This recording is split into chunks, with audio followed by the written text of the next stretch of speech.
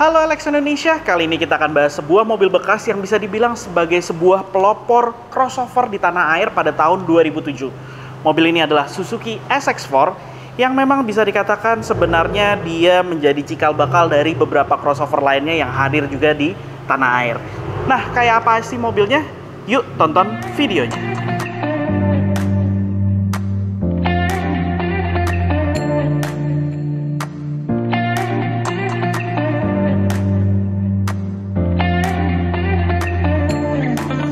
Mobil ini lahir di tahun 2007 dan sebagai sebuah crossover dia adalah mobil pelopor crossover pertama di tanah air.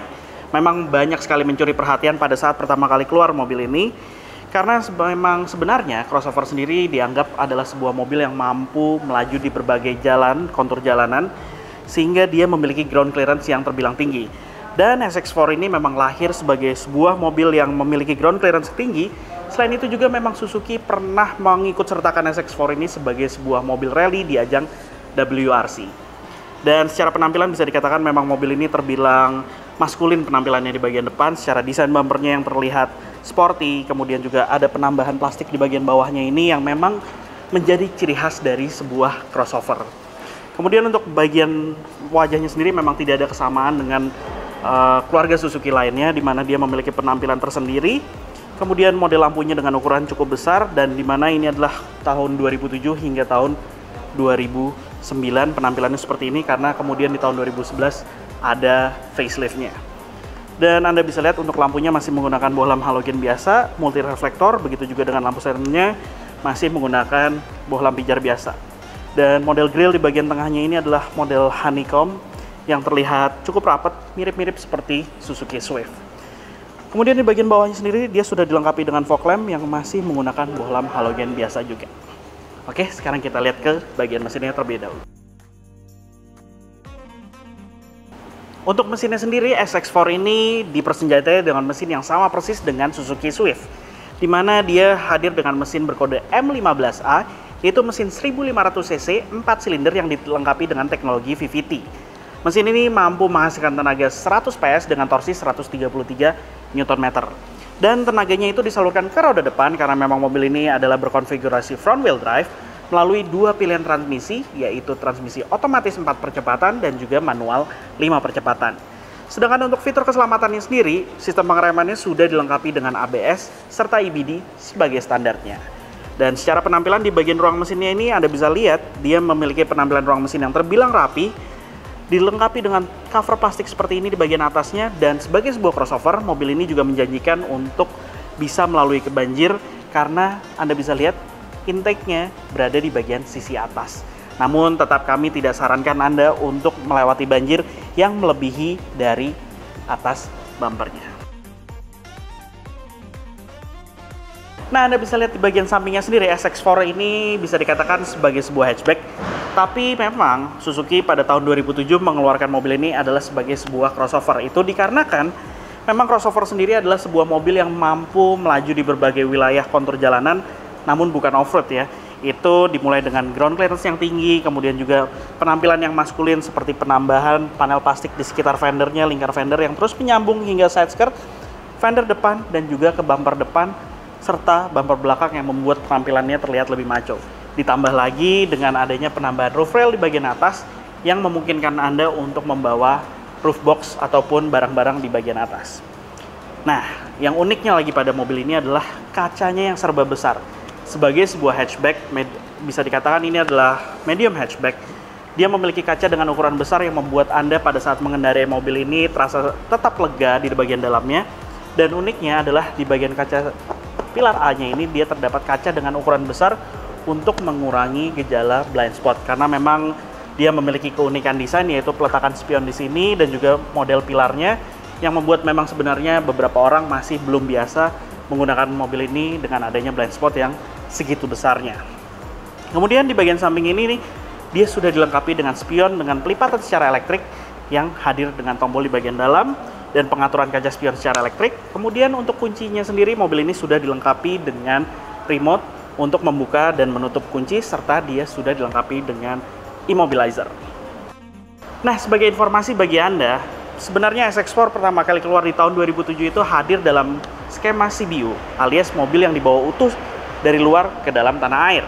Dan barulah setelahnya disekadekan dan bukan disunat fiturnya, melainkan ditambah fiturnya, yaitu di bagian rem belakangnya dia sudah dilengkapi dengan disc brake. Karena untuk model CBU dia masih menggunakan rem tromol biasa. Dan saya juga ingin menjelaskan bahwa dia sudah dilengkapi dengan pelek ukuran ring 16 inci dengan ban 205/60 sebagai standarnya.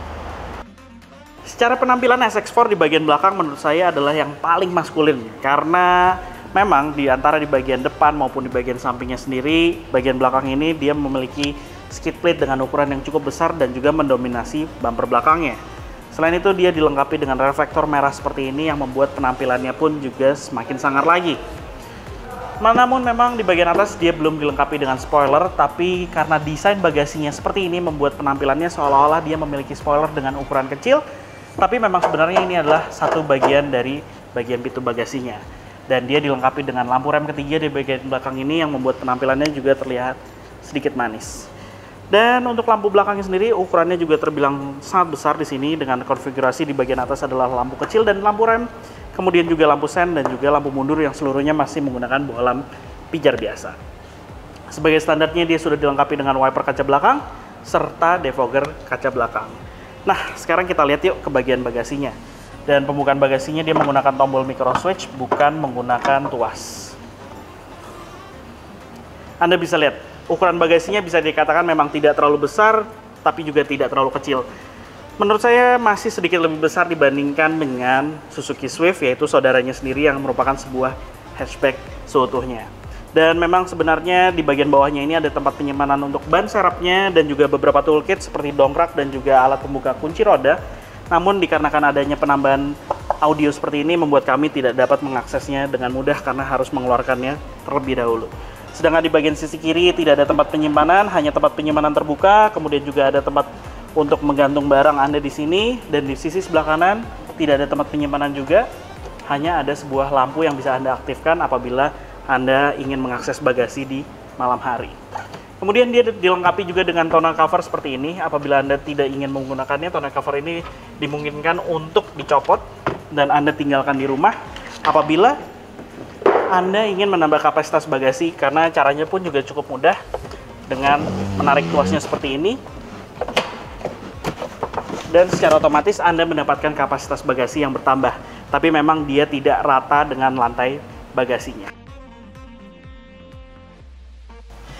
Nah, sekarang saya berada di bagian interior dari Suzuki SX4. Di sini sebenarnya secara desain bisa dikatakan mobil ini mengambil beberapa desain dari saudaranya sendiri, yaitu ada sedikit terlihat seperti milik Suzuki Grand Vitara, yaitu kakaknya. Kemudian juga ada beberapa hal yang diambil dari saudaranya sendiri, yaitu Suzuki Swift, seperti instrumen cluster, kemudian juga lingkar kemudi, serta layar MID. Nah, di sini ada layar MID yang sebenarnya layarnya ini terbagi tiga, yaitu ada layar untuk penunjuk jam, kemudian juga temperatur udara luar, dan di sebelahnya adalah sebuah MID yang hanya menunjukkan konsumsi bahan bakar rata-rata dan juga konsumsi bahan bakar secara real time. Kemudian lanjut ke bagian bawahnya sendiri. Di bagian bawah ini kisi-kisi AC, yang di bagian tengahnya ada tombol untuk hazard, dan di bagian tengahnya sendiri adalah sebenarnya dia dilengkapi dengan head unit yang modelnya tidak integrasi, tapi di sini sudah berganti dengan head unit layar sentuh aftermarket.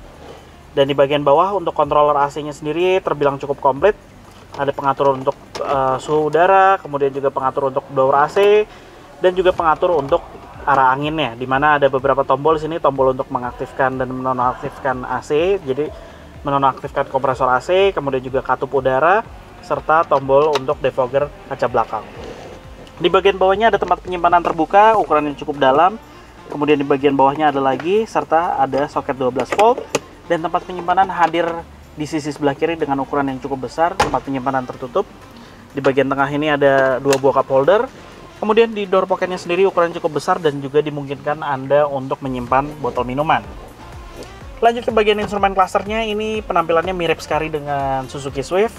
Jadi di sisi sebelah kiri adalah penunjuk untuk putaran mesin, di bagian tengah penunjuk untuk speedometer, lengkap di bagian bawahnya ada odometer dan trip meter yang merupakan layar digital, serta di bagian sisi sebelah kanannya ini ada penunjuk untuk tangki bahan bakar, temperatur udara, dan juga penunjuk dari posisi tuas transmisi otomatis. Lanjut ke bagian lingkar kemudi. Lingkar kemudi Sama seperti Swift, dia dilengkapi dengan pengontrol audio di bagian sisi sebelah kiri, jadi ada volume, kemudian juga ada mode, ada mute, itu di bagian sisi kiri. Dan di belakang lingkar kemudi standar, yaitu sebelah kanan adalah untuk mengaktifkan lampu utama, kemudian juga lampu sen, lampu dim, sedangkan sebelah kiri adalah pengaktif tuas untuk wiper kaca depan, wiper kaca belakang. Dan bicara soal posisi mengemudinya sendiri, sebenarnya mobil ini punya posisi mengemudi yang terbilang cukup tinggi di sini, dan Anda masih bisa dimungkinkan untuk mengatur ketinggiannya karena ada tuas untuk mengatur ketinggian, kemudian juga slider secara manual, kemudian untuk pengatur sudut kemiringan sandaran, dan juga pengatur tinggi rendah dari headrestnya. Selain itu, seatbelt pun juga bisa diatur ketinggiannya untuk menyesuaikan postur badan Anda. Lanjut lagi ke bagian tengah, masih di konsol tengah dulu. Di konsol tengah dia model tuas transmisinya shift gate seperti ini, jadi PRND-nya modelnya zigzag. Tuas rem tangan, di bagian samping tuas rem tangan ini ada 4 buah slot kosong tombol, jadi saya tidak tahu versi luarnya juga diisi apa di sini. Dan di bagian belakangnya lagi ada sebuah cup holder. Lanjut bagian plafon atas, dia dilengkapi dengan cermin, namun tidak dilengkapi dengan lampu penerangan pada sun visor-nya, dan Anda mendapatkan reading light untuk masing-masing penumpang, pengemudi ataupun sisi sebelah kirinya.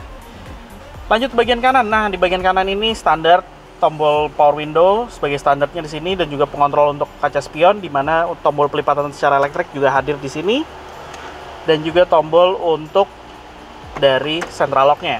Sedangkan di bagian kanan ini dia ada tombol untuk menyalakan dan menonaktifkan dari fog lights depan, dan ada 2 slot kosong.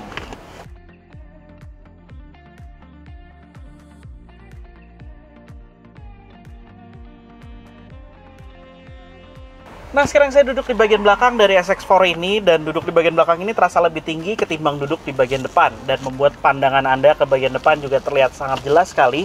Kemudian penggunaan kaca serba besar pada mobil ini juga membuat mobil ini terasa sangat lega di bagian dalam kabinnya.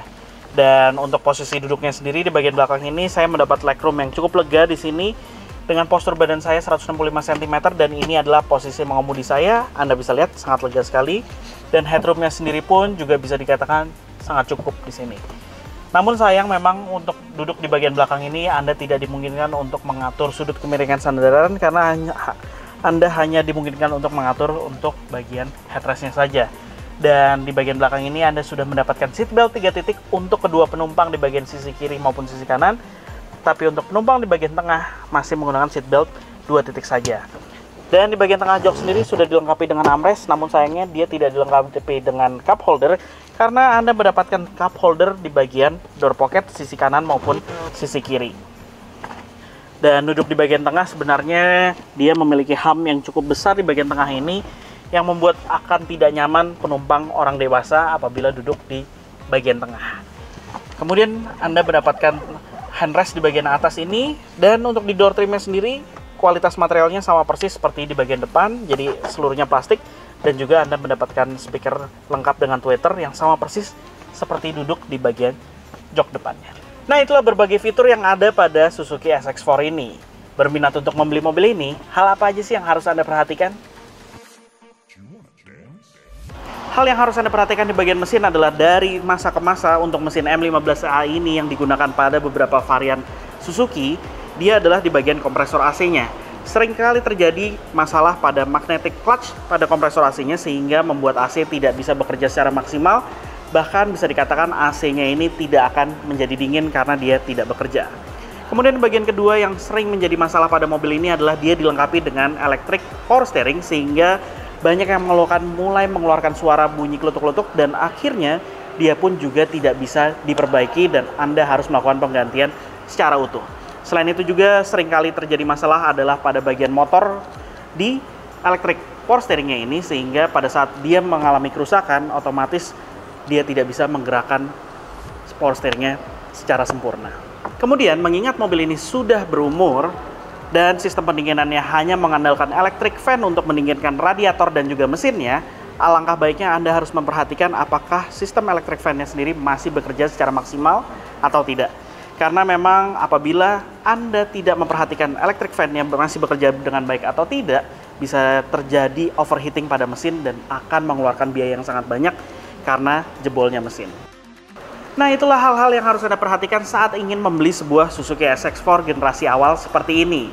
Dan bicara soal pajaknya sendiri, mobil yang di samping kami ini adalah tahun 2009 dengan beban pajak per tahunnya mencapai 3,1 jutaan. Dan untuk harganya sendiri, unit yang di samping kami ini kebetulan dijual oleh showroom IEV dengan harga 105 juta yang bisa Anda negosiasikan. Dan apabila Anda berminat untuk membeli mobil ini, Anda tinggal klik link yang kami berikan di kolom deskripsi. Dan apabila Anda ingin menjual mobil Anda secara instan, Anda juga bisa kunjungi ke website di www.belimobilgue.co.id. Nah, itulah hasil video review kami kali ini mengenai Suzuki SX4 generasi pertama. Jangan lupa like video ini jika Anda menyukainya, serta subscribe ke channel OLX Indonesia. Main juga ke website kami di www.olx.co.id untuk mencari mobil bekas impian Anda yang lainnya. Follow juga Instagram kami di @olxindonesia. Terima kasih telah menonton video ini, tunggu video kami selanjutnya.